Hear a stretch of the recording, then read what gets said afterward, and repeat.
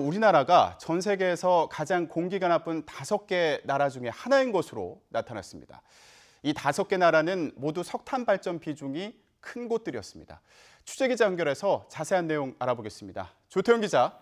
네, 경제부입니다. 네, 우리나라 미세먼지가 바로 이웃 나라인 일본보다도 훨씬 심각한 것으로 나타났다고요. 네, 경제협력개발기구 그러니까 OECD가 최근 발표한 내용인데요. 2017년 기준으로 국가별 1년 평균 미세먼지 수치를 보면 인도가 가장 심각했고요. 뒤를 중국과 베트남, 우리나라, 남아프리카 공화국이 이었습니다. 가장 미세먼지가 심한 5개 나라에 우리나라가 이름을 올린 건데요. 먼지의 지름이 2.5 마이크로미터보다 작다는 뜻인 PM2.5, 다시 말해서 초미세먼지 수치를 보면 우리나라는 25.1로 이웃 나라인 일본 11.9의 2배가 넘었습니다. OECD 평균인 12.5보다도 훨씬 높은 수준입니다.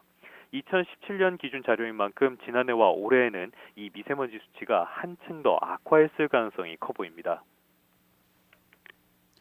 네, 그런데 미세먼지가 심한 나라를 보면 석탄 발전 비중이 큰 곳들이라고 하는데 앞으로 개선 방법을 찾기는 어려운 건가요?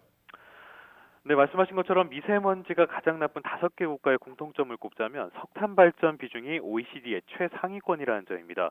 5위인 남아프리카 공화국의 석탄 발전 비중은 무려 87.7%에 달하는데요. 우리나라에 큰 영향을 미치는 중국 역시 비중이 70%에 가깝습니다.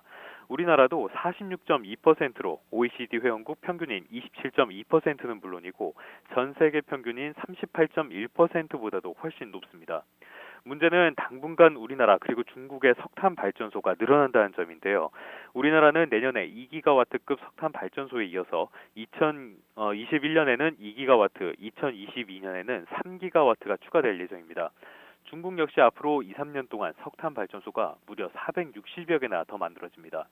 석탄 발전 그리고 미세먼지가 직접적인 연관이 있다는 점을 고려하면 당분간 공기질이 개선되기는 어려운 것이 아니냐는 우려가 나오는 이유입니다.